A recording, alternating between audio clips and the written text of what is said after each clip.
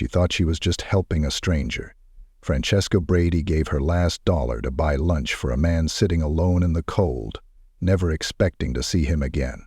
Struggling to hold her own life together, she had no idea that one quiet act of compassion would become the thread pulling her into a story far bigger than herself. When she walks into a high-rise office the next day for the most important interview of her life, the last person she expects to see is him. But now, he's not on the sidewalk.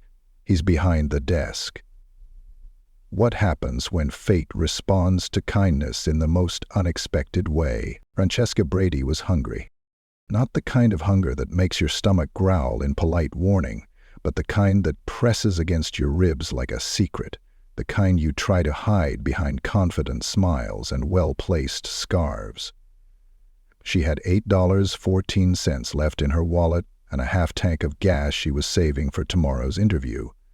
The kind of job that might finally crack the ceiling she'd been pressing her head against for years. She wasn't supposed to be downtown, but her shoes had walked her there anyway, like they remembered some version of her that used to belong in places like this. Before the layoff. Before the rent went up and the calls from creditors started sounding more like personal insults. Before the fridge turned into a museum of expired condiments. He sat on the curb with his back against the brick wall of a closed florist shop, head down, arms wrapped around himself like he was trying to disappear into his own coat. She might have missed him if she hadn't dropped her phone. It clattered on the sidewalk near his foot, and when she crouched to grab it, their eyes met for a flicker of a second. Long enough to see he wasn't just cold. He was fading. He looked away first. She stood up slowly, brushing the cracked screen with her glove, but her eyes stayed on him. His coat had a rip along the left sleeve, like it had been snagged on something sharp and never mended. His hands were bare. No sign, no cup, no performance of desperation. Just stillness. Just waiting. Francesca didn't speak right away. She knew that silence wasn't always empty. Sometimes it was where dignity lived. Then softly, she asked, "You okay?" The man flinched, like the sound of her voice had pulled him back from somewhere distant. He stopped, cleared his throat. "I'm fine." It wasn't convincing. His voice cracked halfway through the second word like it hadn't been used all day, maybe longer. She bit her lip, eyes narrowing. Not in judgment, but in calculation. She could afford a coffee. Or a sandwich, but not both. Not if she wanted to make it to her interview tomorrow with enough left for bus fare. But as she turned and stepped into the corner deli, her body already knew what her mind hadn't caught up to. She was buying food for two. The line was short. The man behind the counter didn't ask questions, just bagged up the soup and sandwiches with the kind of tired politeness that came from a long shift. Francesca handed over every bill she had and slid the coins into the tip jar. Her fingers trembled, not from the cold, but from something more permanent, a quiet knowledge that she wouldn't be able to afford to do this again tomorrow, but she did it anyway. When she stepped back outside, the man was still there, same spot, same posture, like the cold had pinned him in place. "I got you something," she said, crouching beside him. He looked up slowly. The wind caught the edge of his coat, flaring it open just enough to reveal the tattered hem of a sweatshirt beneath. His eyes met hers, unsure. "You didn't have to do that," he said. "I know," she replied, pressing the warm bag into his hands. "That's kind of the point." They sat there together for a minute, sharing the silence. The sandwich wrappers rustled in the breeze like dry leaves. Neither of them moved to introduce themselves. No names, no questions, just soup steam rising between them, and the soft, rhythmic sound of the city not noticing they were there. She didn't tell him about the interview, or about the bills she was 3 weeks behind on, or about the way her mom's voice changed on the phone now. More suggestions, less warmth. She just watched as he took the first bite, slowly, like he wasn't sure it was real. His eyes softened, but he didn't smile. Some people take longer to remember how. "You live around here?" he asked eventually, his voice steadier now. Francesca shook her head. "Up in Crestwood. I was just walking." He nodded, like that made sense. Like maybe he'd been walking too. Once. "I'm Caleb," he said finally, like the name had been sitting in his throat, waiting for permission. "Francesca?" They didn't shake hands. There were no dramatic strings playing in the background. But something passed between them then. Not romance, not yet. Just a kind of mutual, unspoken understanding that the world had been unkind to both of them lately, and neither of them needed to say it out loud to believe the other. Later, back in her apartment, Francesca pulled off her boots and tried not to think about the number in her bank account.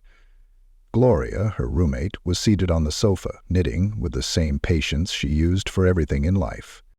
"Did you see something good in the world today?" Gloria asked without looking up, like it was a daily check-in, like hope was something they measured out in teaspoons. Francesca smiled faintly and unwrapped the scarf from her neck. "I shared lunch with a stranger." Gloria's needles kept clicking, but her lips curved. That was enough.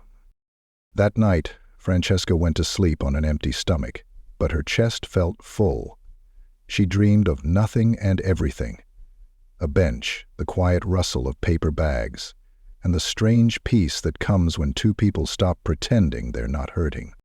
And outside, far across the city, the man in the torn coat stood looking up at the tallest building on Riverside Avenue, his reflection ghosted in the dark glass. He pressed his hand briefly to the door before walking inside. No longer invisible, and no longer hungry. The alarm buzzed before the sun even bothered to rise, its shrill cry slicing through the cold hush of the apartment like a reminder that time didn't wait for the broke or the tired. Francesca reached out from beneath the blanket and slapped at the snooze button twice before giving up and dragging herself upright. Her breath hung in the air, little clouds dissolving into nothing as she sat on the edge of the bed, trying to remember what it felt like to wake up rested. The heat hadn't come on again. That was the third time this week. The landlord would blame the pipes or the thermostat, but Francesca knew it was the building itself. Old, cranky, and falling apart in ways no maintenance request could fix. She swung her legs over the side and touched her toes to the floor. Ice. The floor was always cold, but this morning it bit her skin like it had something to prove. She pulled her threadbare hoodie over her head and shuffled toward the kitchenette, where the kettle sat waiting with the same quiet patience as Gloria, already up and humming softly in her worn house slippers. "You're up early," Gloria said, her voice scratchy from sleep, but still somehow musical. "Didn't sleep much," Francesca mumbled, reaching for the instant coffee. It was the cheap kind, bitter and barely caffeinated, but it was warm, and warmth counted more than taste these days. Gloria watched her for a beat, then turned back to her mug. "You nervous?" Francesca hesitated. "Yeah, a little." She was lying. Her stomach was a tight coil of nerves, and her hands hadn't stopped shaking since she'd opened her eyes. This interview was more than a job opportunity. It was a lifeline, the kind that could pull her out of the flood she'd been dog-paddling through for the better part of a year. "Well," Gloria said, sipping from her cup, "nerves mean you care." Francesca leaned against the counter and stared out the window at the street below. A few cars passed by, headlights cutting through the early fog. Somewhere, people were already heading to work. People with routines. People with purpose. She tried to imagine herself among them, walking briskly into a glass office building, head held high, hair done neatly, heels clicking confidently across polished floors. But all she saw was her own reflection in the microwave door. Tired eyes, chapped lips, and the frayed neckline of the blouse she'd tried to salvage with a scarf. She turned away from the mirror. "I just need this one to go right," she said, mostly to herself. "It will," Gloria replied. You've been through worse and still kept moving." Francesca didn't answer. She poured hot water over the coffee and watched it swirl, dark and silent. By the time she finished dressing, her blazer had been lint-rolled within an inch of its life, and her scarf was double-wrapped to hide the damage to her blouse. She took one last look in the cracked bathroom mirror, applying just enough mascara to keep her eyes from disappearing into her face. "You look like a woman who knows what she wants," Gloria said from the doorway. "I look like a woman who couldn't afford a new blouse." Gloria laughed. "Same thing some days." Francesca offered a small smile and grabbed her bag. She hesitated at the door. "You'll call me when it's done?" Gloria asked. "Of course." The hallway was silent, except for the echo of her boots on the tile. She took the stairs two at a time, afraid the elevator would creak its last breath if she dared use it today. Outside, the city had started to stretch and wake, streetlights blinking against the morning haze, shops flipping their signs from closed to open, the scent of bagels and diesel weaving through the air. Francesca walked fast, arms hugged tightly around herself, the wind sliding beneath her coat like fingers finding the soft spots. She didn't think about the man from the night before. Caleb, he had said. She tried not to. But the image of his face, eyes hollow but kind, flickered in the back of her mind like a memory refusing to be boxed up and shelved. He had eaten that sandwich like it was his first meal in days. Maybe it was. Maybe it wasn't. Either way, something about him stayed with her, like the ghost of a conversation that never really ended. She reached the bus stop just as the 42 pulled up, perfect timing. A small victory. The ride downtown was a blur of gray buildings and passing faces. She clutched her resume inside her bag like it was a secret, like if she held it too tight it might fall apart. Around her, people stared into phones, nodded along to podcasts, whispered into coffee cups. Francesca sat still, eyes fixed on the street signs rolling past the window. When the bus stopped at Ashton and Fifth, she got off with shaky knees and walked the last block to the tower. It rose high above the others around it, all clean angles and mirrored glass that made the sky look bigger than it was. Inside, the lobby was quiet, polished, and far too bright. Everything smelled faintly of lemon and success. The receptionist greeted her with a bright smile and an offered water bottle, and Francesca tried not to shrink into herself. "Francesca Brady?" "Yes," she said. "Too fast." "You're expected on the 26th floor. The elevator's just around the corner. Mr. Myers wanted to meet you personally." Francesca blinked. "Mr. Myers?" The receptionist nodded, her smile widening like she knew a secret. "New CEO. Bit of an unorthodox approach, but very hands-on. Good luck up there." Francesca nodded, her legs moving before her brain caught up. The elevator doors whispered open, and she stepped inside alone. The walls were lined with brushed metal, cool and quiet, like the inside of a shell. As the elevator climbed, her reflection shifted with the floor numbers, blurred and stretched with each passing second. At 26, the doors slid open, and she took one step forward. Then she froze. There, standing in front of the window with his back half turned, dressed in a perfectly tailored suit, was Caleb. He turned slowly, as if he'd known she was coming. Their eyes met. Something passed between them again, but this time it wasn't silence. It was recognition. He smiled, just barely, but it was enough. "Good morning, Miss Brady," he said. Francesca's breath caught. "You," she started, but her voice faltered.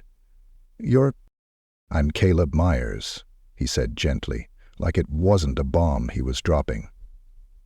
"Welcome to your interview." She didn't move. Her fingers tightened around the strap of her bag. He took a step closer. "We've met," he said, his voice warm, calm. "Though yesterday I wasn't exactly dressed for business."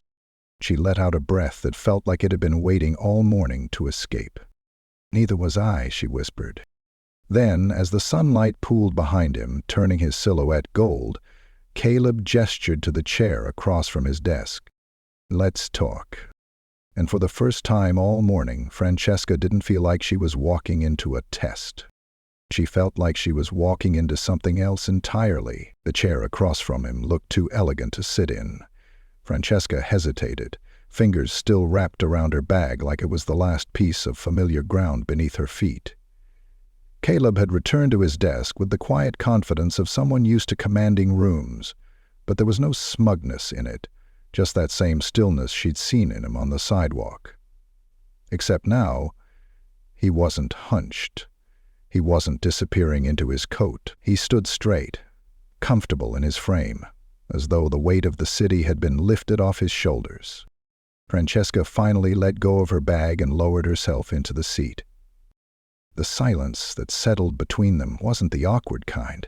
It was charged. Like both of them were waiting for the other to admit this was weird before the other could say it first. He smiled softly, almost like he was trying not to. "You look surprised." "That's one word," she said, her voice trying to catch up with the shock. "How are you even?" "A CEO?" he finished, gently. She nodded. Caleb leaned back in his chair, folding his hands in his lap. "It's a long story." Francesca raised an eyebrow. "I think I deserve at least the short version." "You probably do." He looked down for a moment, then back at her. "Let's just say I've been working on something for a while. A project, a company, and I had this idea, a terrible, strange, probably PR nightmare idea to see what it felt like to be invisible again. I used to be, before any of this, before college, before success. I was just a kid who watched his mom get passed over in grocery lines, who learned early what people see when they look at you and decide what you're worth." Francesca stayed quiet, unsure if she should respond, unsure if this was even still an interview or something else entirely. "So I put on a ripped coat," Caleb continued, his voice steady, "and I walked through the city, sat on corners, bought nothing, said nothing, just listened, watched." Francesca's heart thudded quietly in her chest. "That's dangerous." He tilted his head. "Not as dangerous as living in a world where no one sees you." That landed harder than she expected. She remembered the weight of grocery bags that felt heavier than her pride. The silence that followed overdue notices. The polite rejections dressed in professional emails that always said, "We regret to inform you." She cleared her throat. "And I just happened to, what? Be part of the social experiment?" "No," he said quickly. "That wasn't planned. I didn't even expect to stay out that long yesterday, but then you—" He paused. "You looked at me like I mattered, and then you fed me. They were restored. I didn't know who you were." "Exactly." The silence grew again, but it was different this time. Not tense, just full. Caleb reached for a folder on the desk and flipped it open, his eyes scanning her resume. Francesca sat straighter, trying to switch back into professional mode even as her brain screamed that this was far from a typical interview. "You have a background in communications," he said, more a statement than a question. "Yes. Public relations. I worked for Crestfall Media until they cut half the staff last summer." He nodded. "I know Crestfall. Competitive space. I'm used to that." "Bailmark?" he asked, using the company name. She hesitated, then answered honestly, "Because it's growing. Because it's different. Because it feels like it's about something more than profit margins. You don't hide your values behind corporate language, and honestly," she smiled a little, "because it's the first place in months that made me feel like my application wasn't falling into a black hole." He grinned at that. A real one this time. "We do read them, every one." "That explains the under-eye circles." Caleb laughed, and for a second he looked younger, like the man she'd met outside that deli. "Tell me," he said, "what would you do here? If I handed you the reins of a campaign tomorrow?" Francesca blinked, startled by the directness, but she didn't falter. "I'd start with your brand identity. Not just the tech. Anyone can sell smart systems. But the human element. People want to believe they're investing in a company that sees them, that listens, that actually gives a damn. And if Veilmark is what it says it is, then that's your greatest asset, your humanity." "I'd lead with—" Caleb nodded, impressed.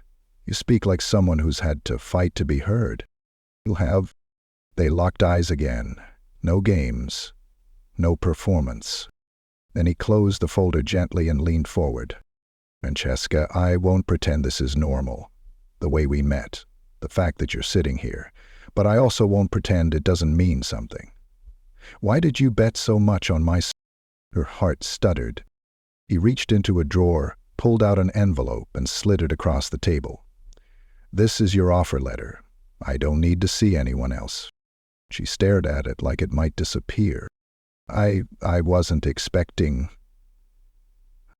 "I was," Caleb said softly. "The moment you handed me that soup." She touched the envelope, almost afraid to open it. "Read it later," he said. "Just know that you earned it. Not because you were kind to me, but because you saw me." Francesca stood slowly, knees barely holding her weight. She tucked the envelope into her bag like it was something sacred. "I don't know what to say." "You already did," Khaled replied, "when you sat down next to me instead of walking away." She nodded once, then turned toward the elevator. As she walked down the hall, she felt different, lighter, seen. But before she reached the end, Caleb's voice called after her. "Francesca?" She turned. "If you're free Friday," he said, "I'd love to return the favor. Dinner. On better terms." Her mouth opened, then closed again. Finally, she smiled. "I'd like that." And then the elevator doors closed, sealing her inside a space that smelled faintly of lemon and miracles. The train ride home felt like she was floating. Francesca sat by the window, the envelope still pressed tight against her ribs. Fingers curled around it like it might slip away if she let go. The train rattled down the tracks, humming beneath her, but she barely heard it. Her mind was filled with Caleb's voice, not the words necessarily, but the tone. Calm, certain, and the way he'd said her name, like it had always belonged in a sentence with possibility. The city rolled past outside, but it all looked different now. Same sidewalks, same people rushing in and out of the cold, but something inside her had shifted. She wasn't invisible anymore. Not to the world, and not to herself. She didn't open the envelope until she was back in the apartment, shoes off, scarf hung. Gloria was in her usual spot on the couch, knitting needles clicking softly in rhythm with the news playing low on the TV. Francesca didn't say anything at first, just walked over and handed her the envelope like it was too heavy to carry on her own. Gloria set her knitting aside, wiped her palms on her lap, and carefully opened the letter. Her lips moved as she read, eyes scanning the page, then widening, then stopping halfway down. She looked up slowly. "They hired you?" she asked, though the question already knew the answer. Francesca nodded. "Affection at that salary?" Another nod, this time slower. Gloria let out a soft whistle, then shook her head with a smile. "Lord, you did it." Francesca let herself fall onto the couch, suddenly aware of how tired she was, but was a good tired, the kind that came with peace instead of panic. Her heart still raced from time to time, like her body hadn't caught up to the news, but in her chest she carried a warmth she hadn't felt in years.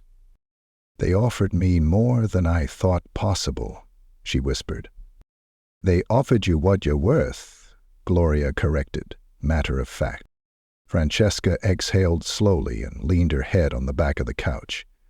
"He's the CEO," she murmured, more to herself than to Gloria. "The man you fed." She nodded. "Well," Gloria said, sitting back with a knowing look, "I suppose good things really do come to those who give." Francesca smiled, but part of her still felt caught in a daze. The Caleb she met on the sidewalk and the Caleb in the office. Same man, same eyes, same steady way of speaking, but different.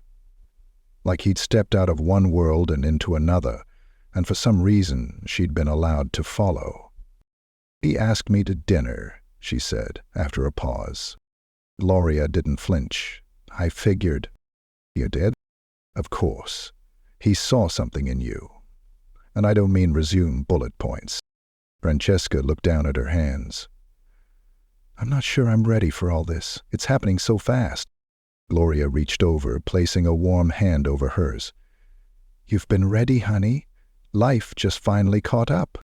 That night, Francesca didn't sleep much.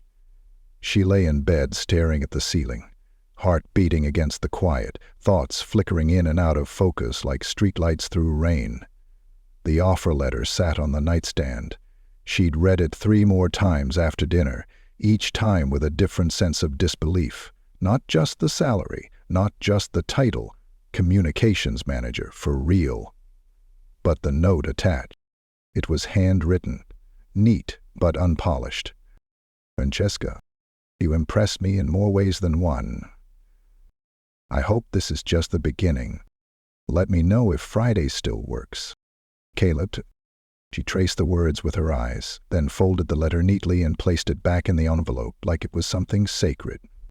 Friday came faster than she expected. The days in between blurred together, signing forms, reviewing onboarding documents, buying a new blouse and second-hand heels with money she technically didn't have yet.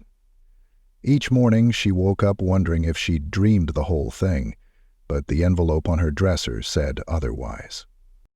By the time Friday evening arrived, she stood at her closet, staring at herself in the mirror, unsure if she looked like someone going to dinner or to a test.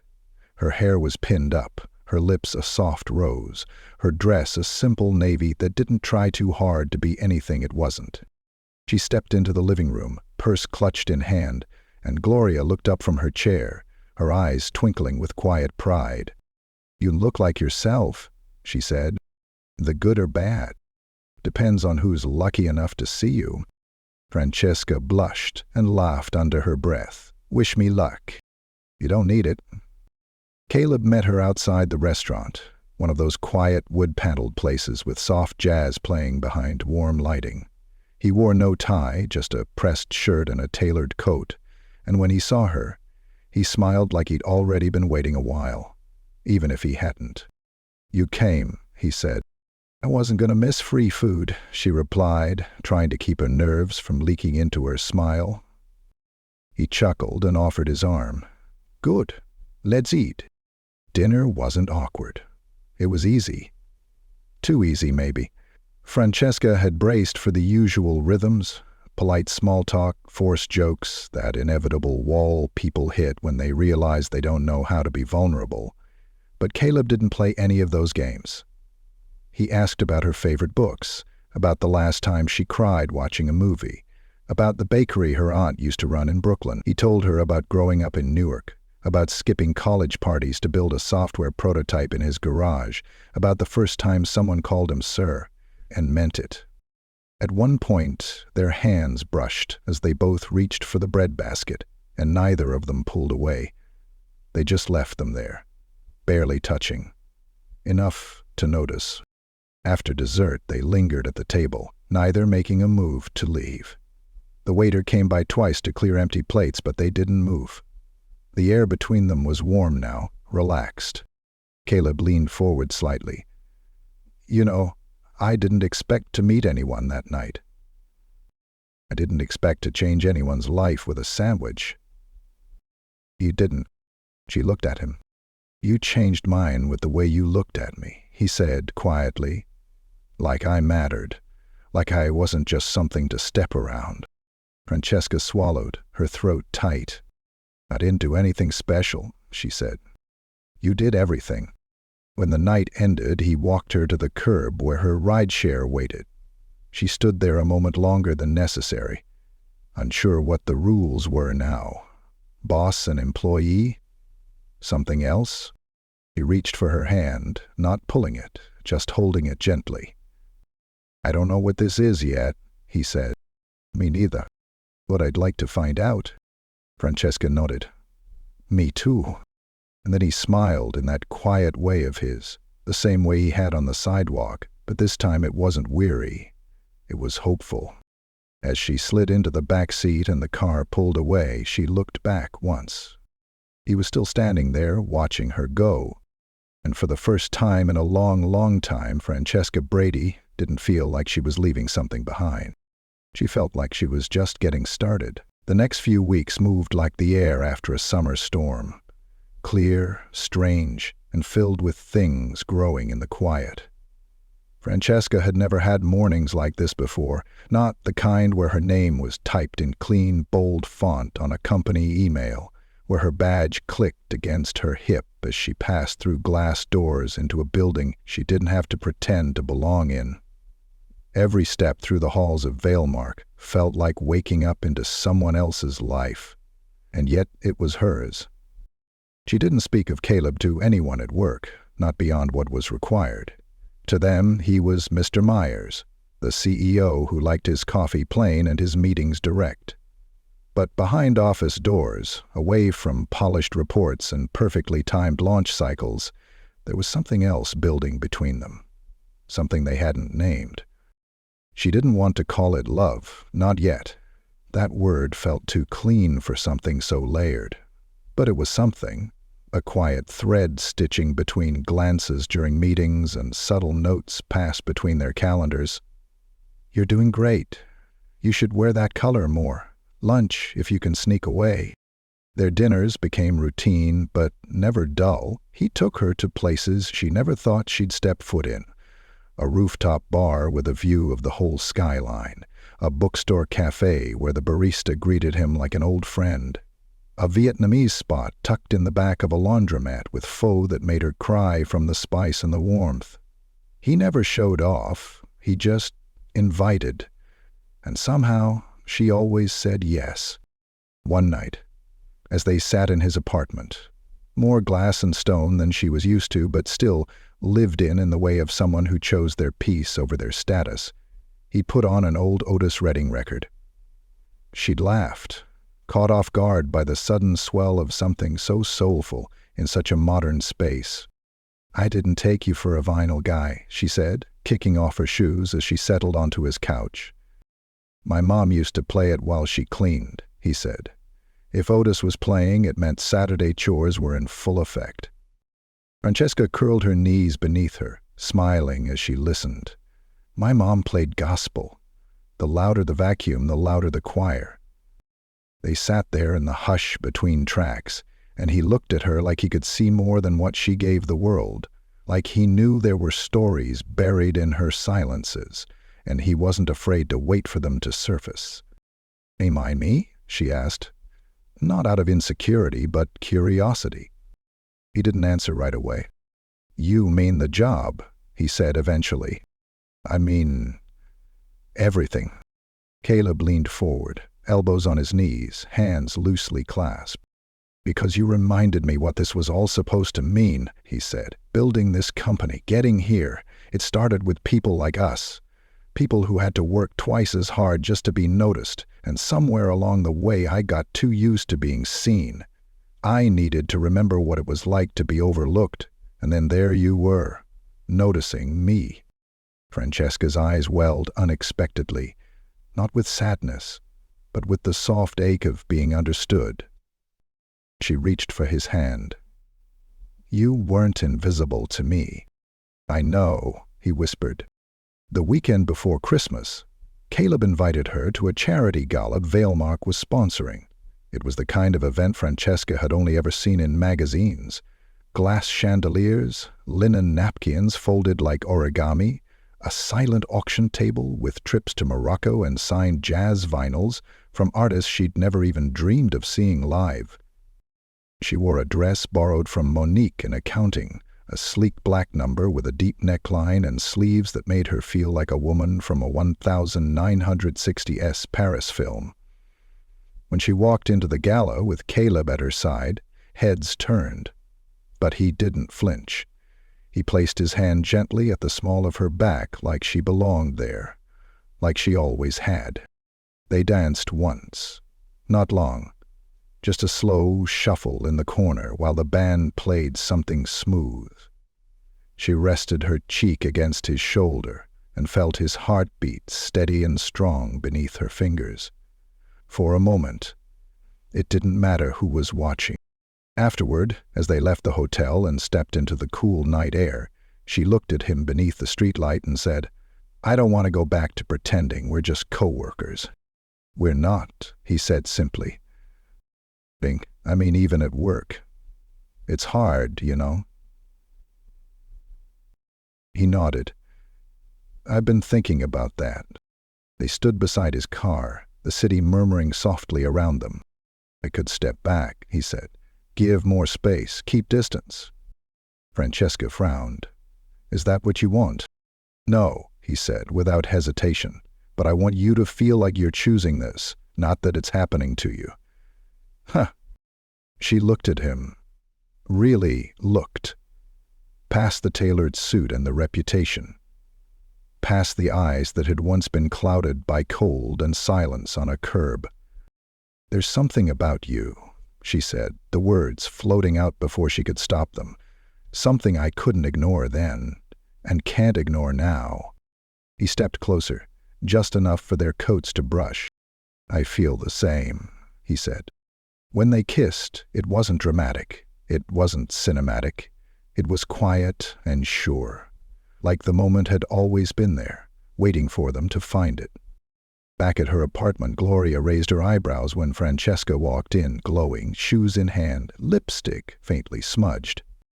"Well," she said, without looking up from her crossword, "should I put on some coffee or pour some tea and sit down for this?" Francesca laughed and tossed her purse on the armchair. "It's not that serious." "Yet," Gloria murmured, circling a clue. Francesca didn't answer. She just stood there a moment, arms folded across her chest, heart thudding in a way that wasn't anxious, but full. Later, as she lay in bed, she thought about the word groom. It had felt distant once, like something whispered about in other people's stories. But now she wondered if it was a word that might one day belong to her. But not because he had money, not because he'd offered her a job, and not because of how the world now looked at her differently just by being next to him. It was because of the way he'd looked at her when he had nothing, and the way he still looked at her now, like she was everything. Snow fell in slow spirals, soft as breath against the window glass. Francesca stood in the kitchen, her fingers dusted with flour, rolling dough into imperfect circles that would become the biscuits Gloria loved. The tiny apartment smelled like cinnamon and browned butter, and in the background, Sam Cooke's voice played faintly on the old speaker near the bookshelf. It was quiet, peaceful, the kind of morning she never used to imagine having, because it felt too far, too much. Now it just felt like life. Caleb was in the living room, fixing Gloria's wobbly side table, sleeves rolled to the elbows, wood glue open on a page of yesterday's newspaper. Every so often he glanced toward the kitchen with that look, half proud, half mesmerized, as if even watching her cook was an honor. It had been 4 months since that day outside the deli, the day their stories cracked open and spilled into each other. And it still didn't feel real sometimes.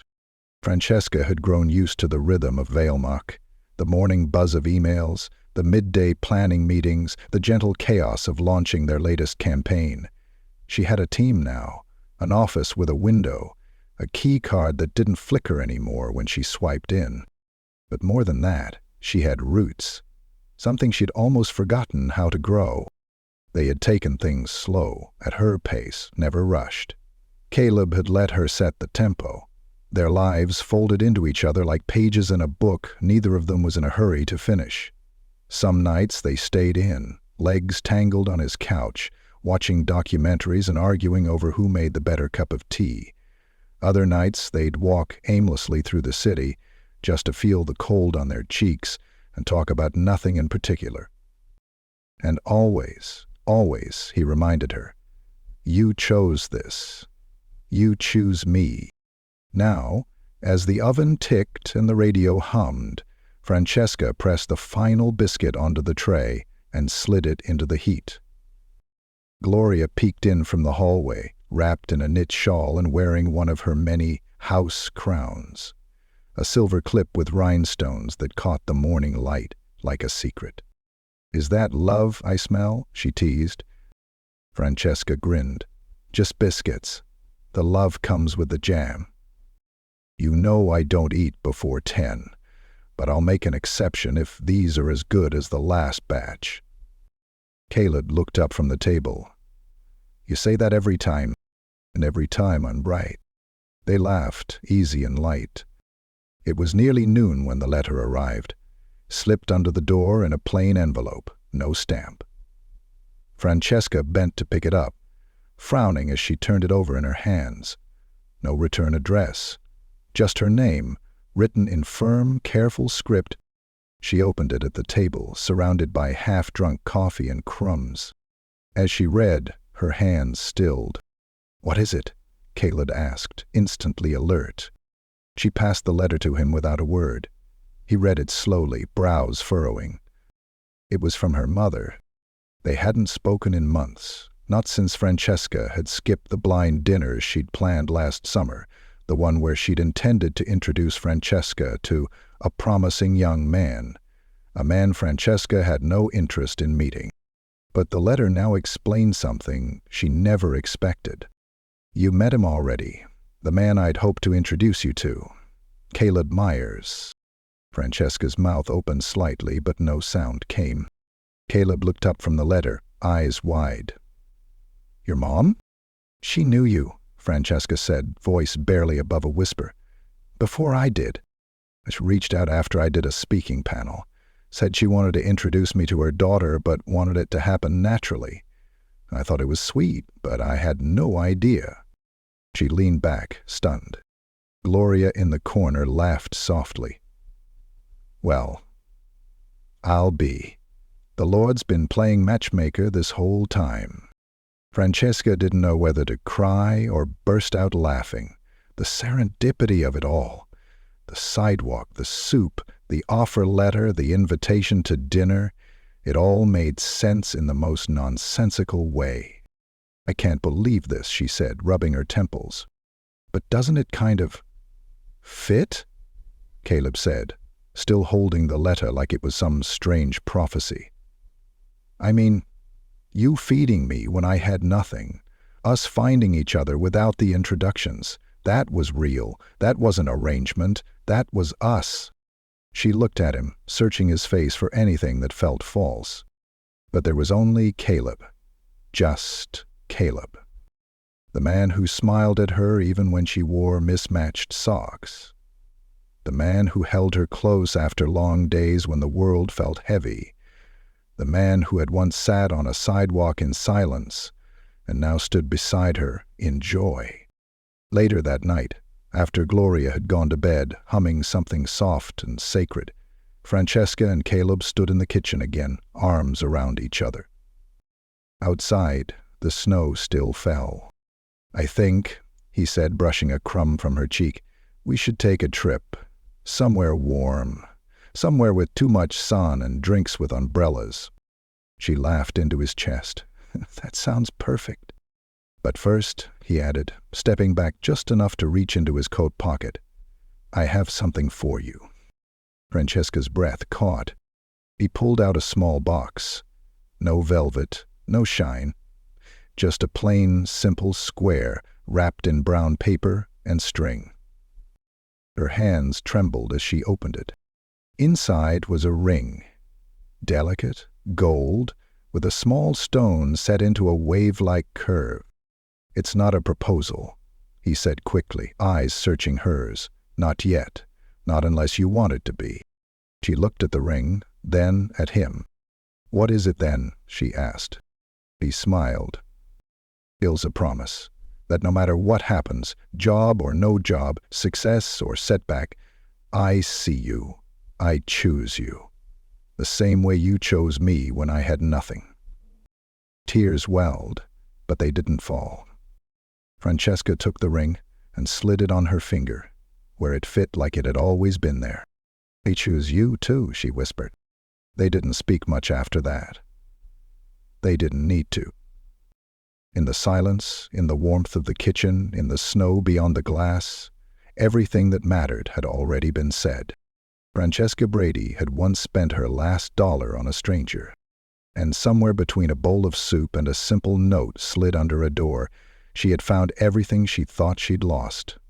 Dignity, love, a future that didn't frighten her anymore. Not because it was perfect, but because now she wouldn't be walking into it alone.